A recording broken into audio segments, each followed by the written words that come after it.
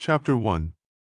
I want that proud and arrogant S-level alpha to become my exclusive Omega. Big, teary eyes, a rosy mouth, a slender face. Must be beautiful, with fair skin. The private room was spacious, and the air conditioning was set to a chilly low temperature. Yet, the server, standing in the far corner, was still drenched in sweat. He was a low-grade alpha, and even though he had been working at this upscale club for over a year and considered himself somewhat seasoned, he had never experienced being in the same room with so many fair-skinned, stunning top-tier Omegas.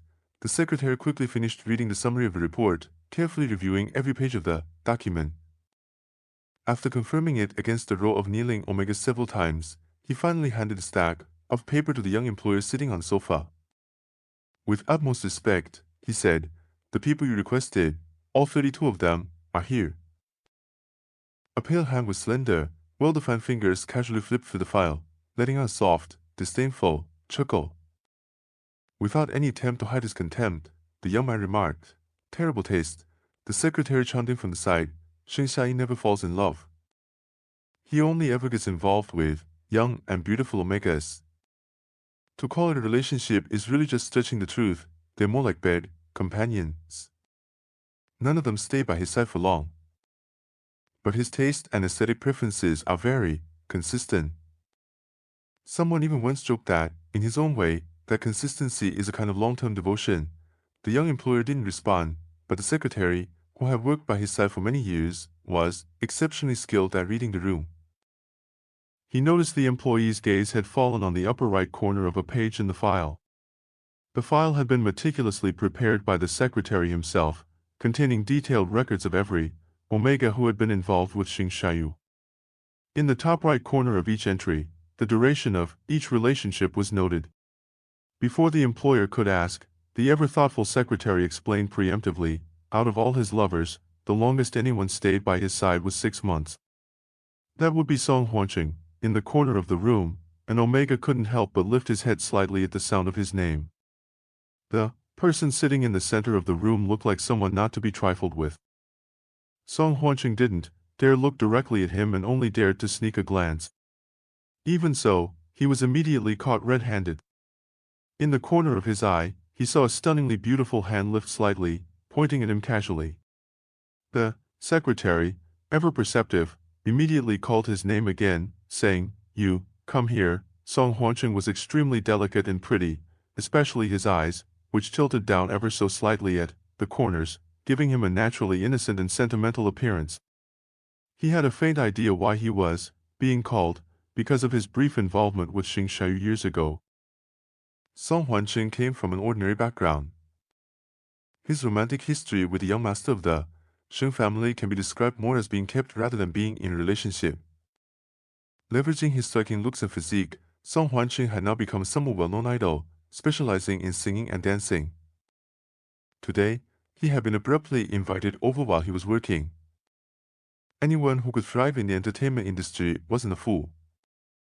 He naturally understood that someone capable of orchestrating such a reunion, bringing so many of Sheng Shaoyou's ex-lovers together in one place, could not be an ordinary person. Song Huanqing felt a twinge of fear but didn't dare to defy the summons. Trembling, he shuffled forward, while hurriedly trying to explain, "Mr. Sheng and I broke up a long time ago. We haven't been in contact for years." The young man on the sofa showed no interest in his excuses. But contrary to Song Huanqing's fears of interrogation or intimidation, the poised and aristocratic figure before him didn't brandish a whip or weapon. Those delicate, alabaster fingers rested idly on his knee. His eyes sparkled with a smile as they rested on Song Huanqing, and even someone as seasoned as Song Huanqing, long accustomed to the dazzling beauty of the entertainment industry, couldn't help but feel a subtle stir in his heart. The aristocratic young master sitting there, exuding an air of unapproachable elegance, asked in a soft, leisurely tone, "You were with him for 6 months?" His voice was both incredibly languid and gentle. The scent of the young superior's pheromones wasn't particularly strong, but perhaps because the Omega was standing too close, the sharp yet surprisingly pleasant fragrance in the air made Song Huanqing's body start to heat up. This was an instinct embedded in his genes, a primal urge to submit to the strong. Song Huanqing grew even more terrified. His usual eloquence abandoned him, and the tongue that was usually quick to respond now felt tied in knots. With his head bowed low, he stammered out, "Why yes." The next second, his chin was seized with great force, forcing him to lift his head. In his line of sight, the figure who had just asked the question was tilting his head slightly, revealing a sliver of pale, slender neck with a pheromone suppressant patch clinging to it. Song Huanqing had encountered many S-level, top-tier alphas, but he had never met anyone whose pheromones could remain so overpowering and intense even while wearing a suppressant patch. His innate instinct to admire and submit to strength threw Song Huanqing into a whirlwind of conflicting emotions, terror and panic tangled with an irresistible yearning to draw closer. Physiological tears streamed uncontrollably from his eyes, tracing paths down his cheeks and falling one by one onto the marble floor. His starkly revealing reaction made even Song Huanqing himself feel humiliated. But his body refused to obey his will. His heart pounded violently against his ribcage, as if it might leap right out of his chest. One by one, the Sheng Shaoyou Omegas were questioned personally. Despite the sheer number, the process went surprisingly smoothly, as each of them was so utterly cooperative and deferential. After all of them had left, the young man finally reached up to tear off a now utterly useless suppressant patch from the back of his neck and tossed it into the trash. The overwhelming pheromone pressure that radiated from him caused the alpha silver nearby to stumble, clutching at the wall to steady himself. Barely managing to keep his knees from buckling, the silver broke out in a cold sweat as he bent to pick up the trash bin. "I'll take this garbage out for you," he mumbled before fleeing the room as fast as he could. 1 hour and 6 minutes, the young man noted, glancing at the time. Then he looked up at his secretary, who had prepared the suppressant patch for him. The secretary sighed helplessly. "I'll truly apologize, but this is already the most potent suppressant available on the production line. None of the existing inhibitors seem to work on you." This explanation, however, clearly didn't satisfy his young employer. Bracing himself, the secretary promised, "But rest assured, I'll urge the lab to accelerate their research and develop a formula that will be effective for you as soon as possible." To trace the origin of it all, one would have to go back to that catastrophic event years ago. At the start, it was merely a matter of wearing masks. Human society generally believed it was just a common cold that everyone had caught, with nothing particularly unusual except for the universal adoption of face masks. But as time went on, it became clear that this was no ordinary outbreak. Within a year, there was a mass death among individuals with AB blood types and other rare blood types. The World Health Organization and the world's top medical laboratories successively held press conferences, solemnly informing the public that this virus did not solely attack the respiratory system. It was a systemic infection that could potentially affect vision, myocardium, and reproductive functions. The virus primarily targeted individuals with AB and other rare blood types, with a near 100% fatality rate in these groups. Following them were individuals with type A and type O blood, who suffered a fatality rate as high as 86.5%. By contrast, those with type B blood were relatively fortunate, with low rates of severe illness and mortality rate of only 0.5%. Even with a basic understanding of the virus, the public remained fearful yet aimless, blindly stockpiling various medications, all to no avail. The virus spread through droplets, aerosols, bodily fluids, and other transmission modes. Its extreme transmissibility and prolonged incubation period made it impossible to evade for humanity. By the time humanity finally realized that the virus's primary attack and alteration targeted reproductive and genetic functions, it was far too late. The population structure and reproductive patterns of humans had been fundamentally transformed. According to World Health Organization statistics, after the peak of the pandemic, the most fortunate group, individuals with type B blood, now accounted for 86.9% of the total population, but the natural conception rate had plummeted to below 10%. The prevailing view that the virus caused infertility and sterility became mainstream. With further investigation, experts discovered that the virus had fundamentally reshaped human biology, giving rise to an ABO gender system. Blood tests revealed that beyond the differentiation of male and female genders by chromosomes and genitalia, the surviving humans were further categorized into 3 genders based on additional biological markers: alpha, Tianyu, beta, Songqiang, and omega, content. Research showed that both male and female alphas were capable of impregnating others, while betas had an extremely low natural fertility rate, and both male and female omegas were capable of being impregnated. This discovery left medical and biological scientists dumbfounded. Despite years of dedicated research, they found no way to reverse the aftereffects of the viral infection. Their efforts proved futile. Time flew by. Years after the virus emerged, as its genetic strain continued to mutate over generations, infected humans began to develop fangs and gonadal glands. Along with these physical changes came innate, pheromone sense and cyclical heat periods that appeared after reaching adulthood. A series of evidence suggested that humans were experiencing atavism.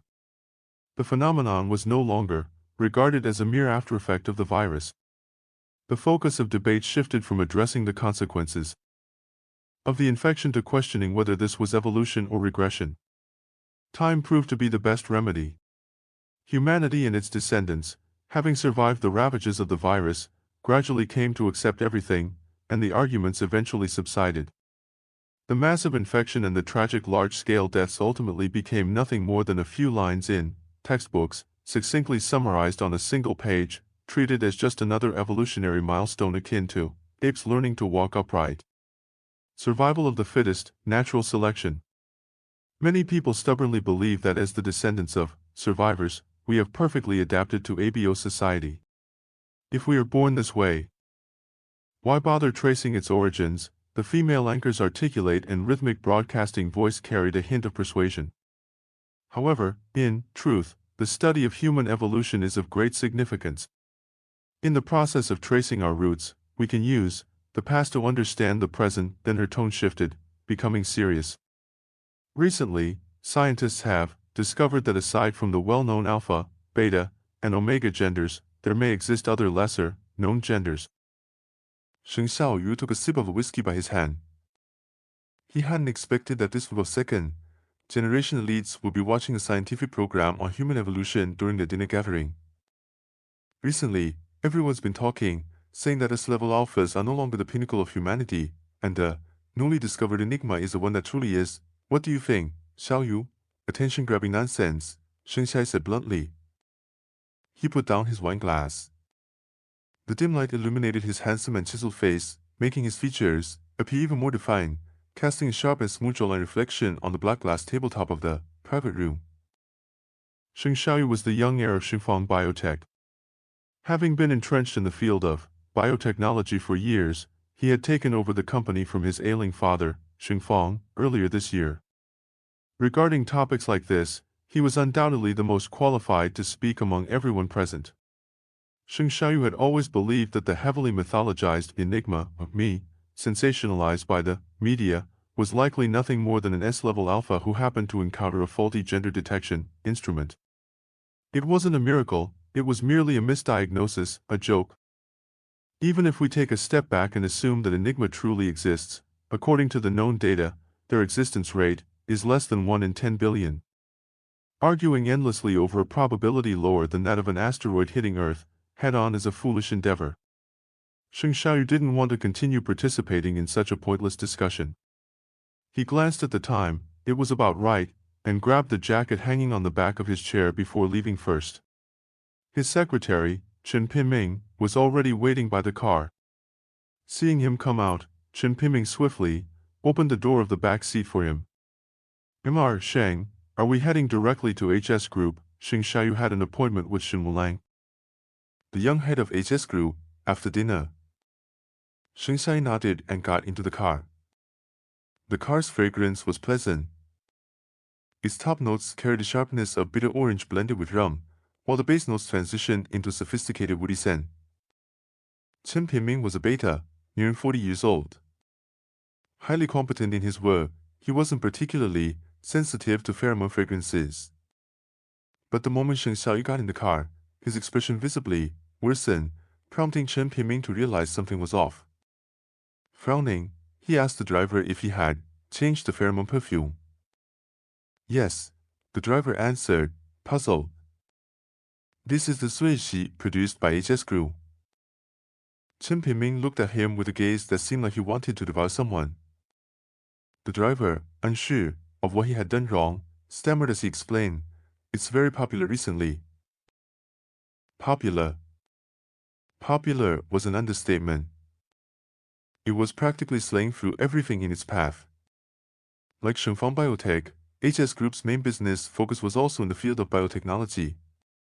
As a leading enterprise in the field of biotechnology, Shengfang Biotech's most prized patent is its gene scissors. Based on the CRISPR-Cas9 gene editing system, Shengfang Biotech's invention can precisely cut and edit biological gene chains. However, the up-and-coming HS Group has, in recent years, mastered exclusive techniques in the practical application of the gene scissors. In layman's terms, Shengfang invented the scissors, while HS Group figured out how to use them. Identifying which segments of the gene chain to cut to achieve specific outcomes. With its application layer patents, HS quickly rose to prominence, becoming a rising unicorn in the biotechnology industry, not just in Jiangsu and Shanghai but across the nation. After its initial success, HS Group unexpectedly diverted from its core focus, acquiring a cosmetics company, on a grand scale. They began producing pheromone-related products, loudly advertising that their creations could turn anyone into an enviable walking hormone. Their flagship scent, Zueji, was particularly unique, featuring a bold combination of bitter orange and rum as its top notes, leading into a deep, woody base of ebony and agarwood. Wildly stimulating yet deeply lingering, it exuded both primal allure and sophisticated depth. With an overwhelming advertising campaign, Zueji, once considered a niche fragrance, rapidly became the mainstream scent in the market as soon as it was launched. Its popularity inspired many other brands in the daily chemical industry to imitate it. Now, even dishwashing liquids and toilet cleaners are branding themselves as having the alluring Zueji fragrance. Is this your first day on the job? Chen Pingming, ever the consummate professional deserving of his million-yuan salary, snapped at the driver before Sheng Shaoyou could say a word. Change it immediately.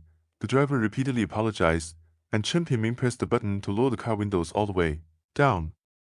The night breeze diluted the overwhelming scent, and only then did Sheng Shaoyou's expression finally ease. As Sheng Shaoyou's most capable subordinate, Chen Pingming knew him well and was fully aware of his distaste for Zueji. In fact, it was precisely because of Zueji that Sheng Shaoyou had even been implicated in HS. The issue lay in the fact that this damn Zueji fragrance bore an uncanny resemblance to Sheng Shaoyou's own pheromone scent.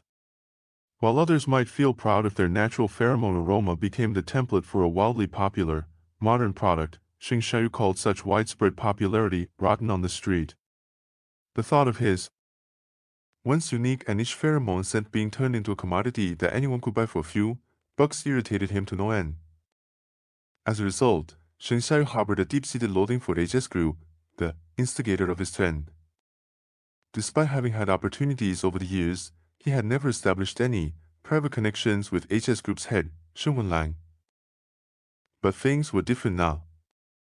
The succession battle within Shengfang Biotech had concluded, and no matter how fiercely the dozen illegitimate children outside the family coveted his position, the reality that Sheng Shaoyou was the controlling owner of Shengfang Biotech could no longer be contested. Sheng Shaoyou was ambitious and sharp, a man in the prime of his life with a drive to conquer. After thorough consideration, he temporarily set aside his personal distaste and reached out for mutual acquaintances to arrange a dinner with Sheng Wenlang, the head of HS Group, to explore potential collaboration between the companies. Unexpectedly, Sheng Wenlang had the audacity to play hard to get.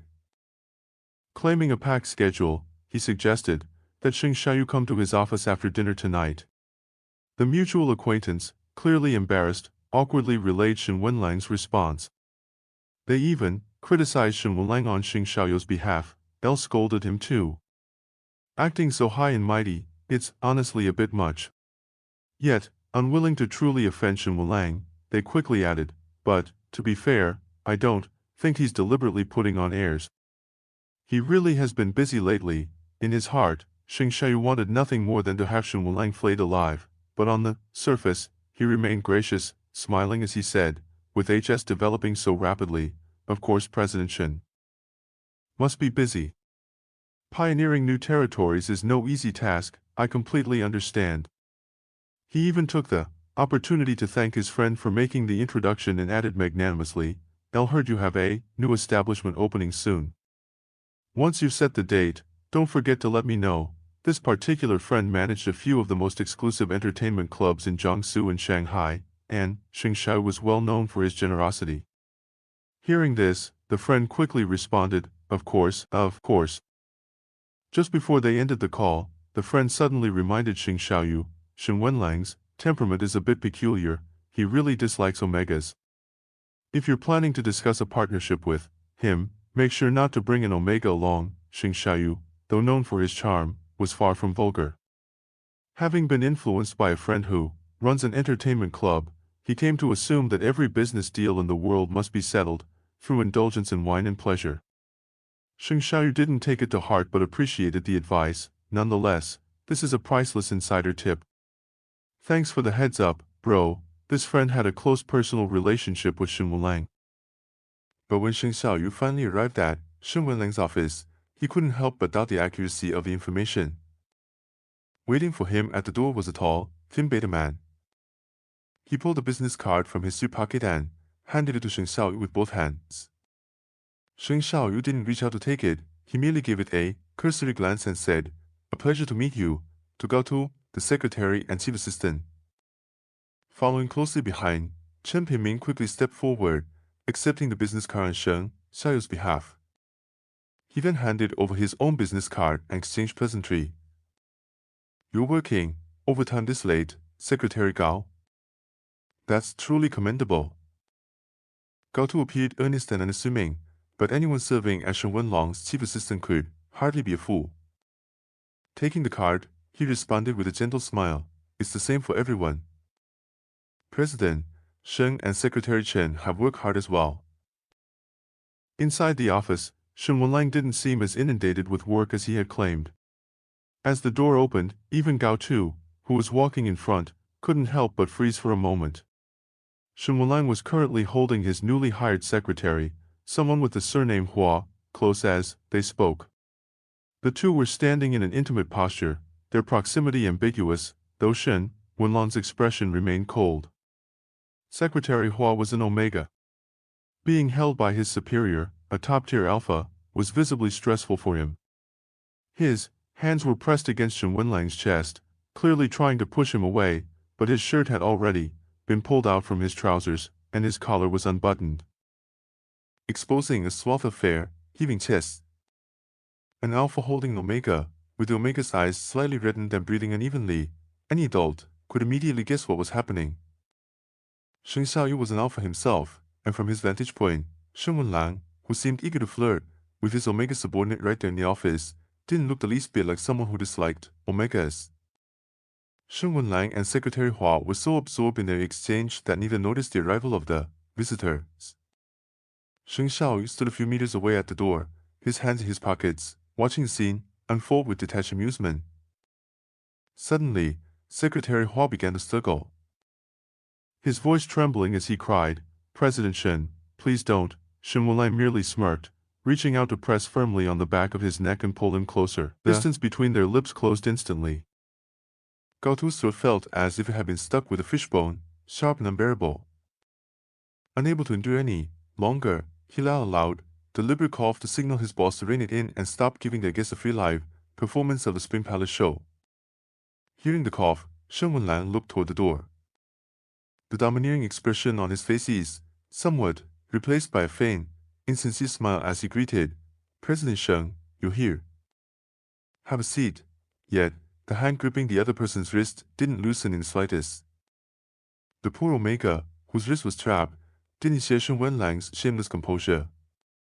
Seeing the crowd at the door, he was clearly terrified.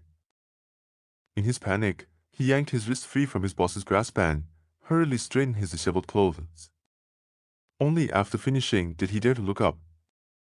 His eyes were moist, framed by lashes as dense as raven feathers. His lips were like delicate petals, and his skin was a shocking shade of pale.